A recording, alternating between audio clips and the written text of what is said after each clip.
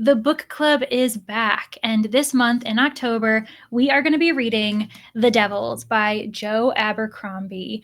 This is just a hype episode. We haven't started the book yet. We're going to get excited about this epic fantasy, a new to me author, an author that Danny is very familiar with. We're going to see how we feel about it. But before we get into this read, we have a bookish bite, and that bite is very seasonal because we are well on our way into fall. And so, Danny, my question for you is, how much do you really think about the season when you're reading? Do you dive right in, picking up seasonal reads, or do you just kind of ignore the entire thing? I think it's very funny that this question came up around spooky season because I think this is the only season that I read seasonally. I am not a big summer book fan, like books that are deemed summer-y. I don't really care about. I do really like to read spooky books. I focus on horror novels and like mysteries and just very cozy autumnal vibes in the autumn season. And so that's really the only one I care about. I will say I probably read a little bit for winter because I don't mind like an isolated kind of wintry setting as well. But yeah, for whatever reason, summer and spring kind of get the the cold shoulder from me. I don't really care about them, but I do find it's been a trend for multiple years now that I will not read horror or spooky reads for like the first 6 months of the year, and then come the end of June into July, I start thinking like, "Ooh, what do I wanna read for fall?" I don't know why my brain is wired that way. What about you? Do you read seasonally?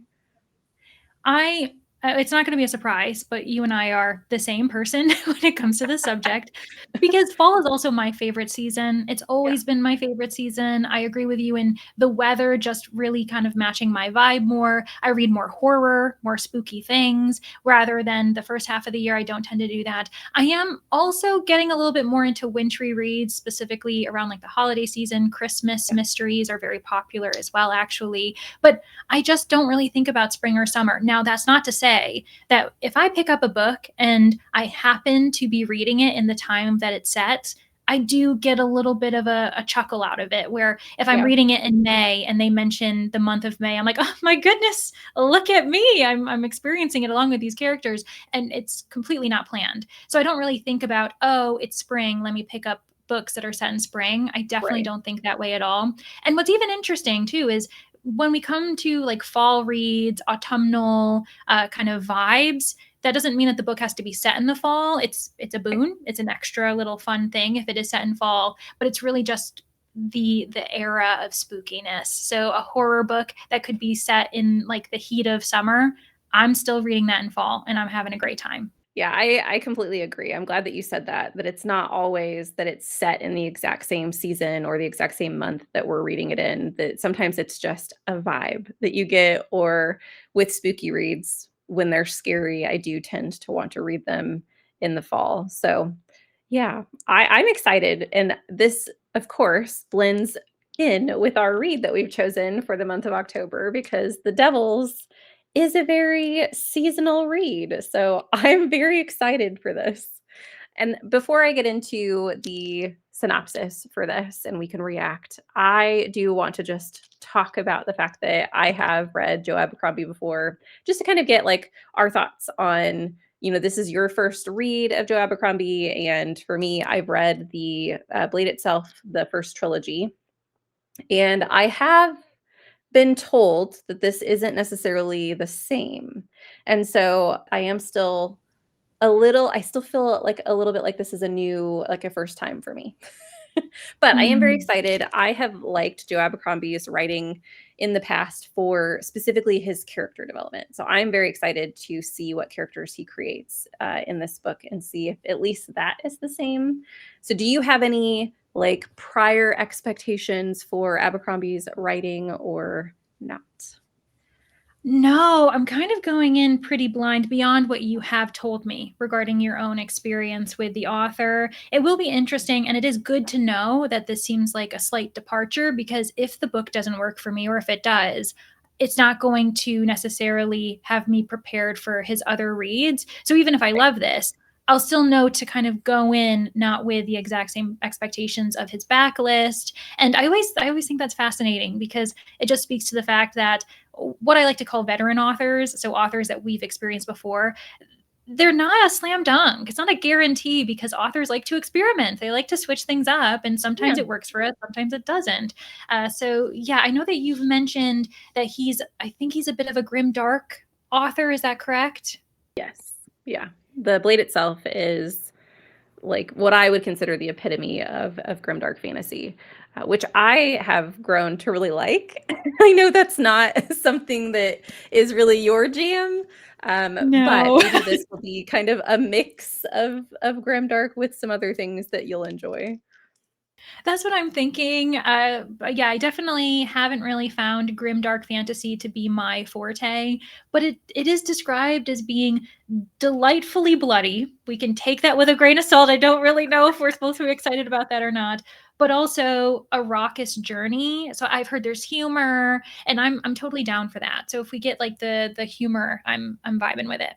Well, let's get into the synopsis and see what we have to be excited or scared about what lies in our future.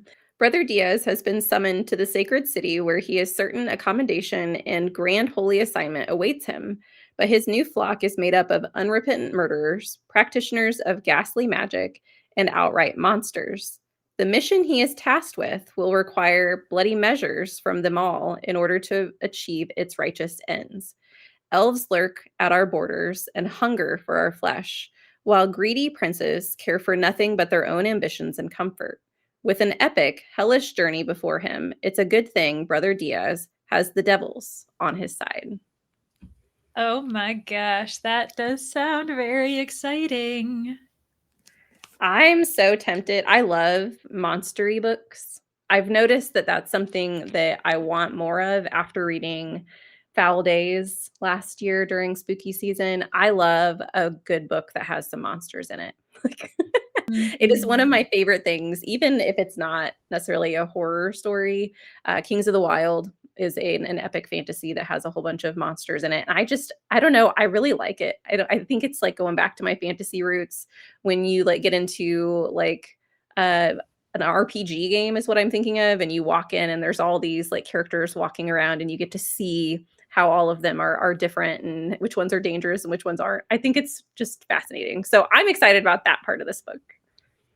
Me too, especially because like we are leaning into spooky vibes, but in a different, we're not reading a classic horror, for Right. instance, but I do respect when an author makes fantastical creatures terrifying because realistically they should. If we met some type of monster, some type of like fantastical creature in the real world, it probably won't be cuddly, it won't be sweet, it's not going to be this like magical rainbows, it's going to tear the world apart. Like we are going to be very afraid, and it's probably going to be craving human flesh because we're very easy. Like we are not apex predators. When everyone says any monster would definitely like have a field day with us. And so I do love when an author will, lean into that and say, no, you are afraid of vampires and werewolves. Just wait. We've got far more monsters for you to, be looking under your bed for. Absolutely. I also am interested for the main character. He believes he's being summoned for a holy assignment. Does he know originally that his new flock is a whole bunch of really bad individuals, or is it a surprise to him? Because that could be where maybe some of the humor comes into play. Yeah, a bit of not sitcom, but him being the only person who's not really in on it. Like for Yeah. instance, we as the reader have more knowledge than the main character because he thinks, "Oh, I'm doing this wonderful thing," and all of the evil villains are like, "He he." He has no idea what we're having him do because it does say on the back of the book that it features a notorious band of anti-heroes. That doesn't necessarily mean our main character is an anti-hero, but he could be, led astray by the black sheep that are the anti-heroes. Guess we'll have to find out, which means those of you following along at home have to know what we're going to be reading this week. And friends, It's chunky. So Yeah, I'm you very have been excited about warned. this, but this is definitely a little bit different for the podcast. We've had, I think, one other chunky read on the podcast with the Games Gods Play. So for this week's episode, we will be reading the first 180 pages. So you all need to read, and unfortunately, they do not have chapter numbers. So I have to give you a chapter title. The last chapter you will be reading is In Circles. So you'll read through In Circles. You will stop whenever you see the chapter title of Nothing But the Truth. And that's approximately 180 pages if you guys have the physical edition. I can't wait to be cracking into this, and hopefully we'll see you guys next week with 180 pages under your belt. We'll see you guys then. Happy reading, friends. Bye. We hope you enjoyed this episode of Not Reading for Content. Be sure to check the description for a schedule of our upcoming reads for this season. For reminders and other updates, you can follow the podcast on Instagram at Not Reading for Content. Where else can the listeners find you, Leandra?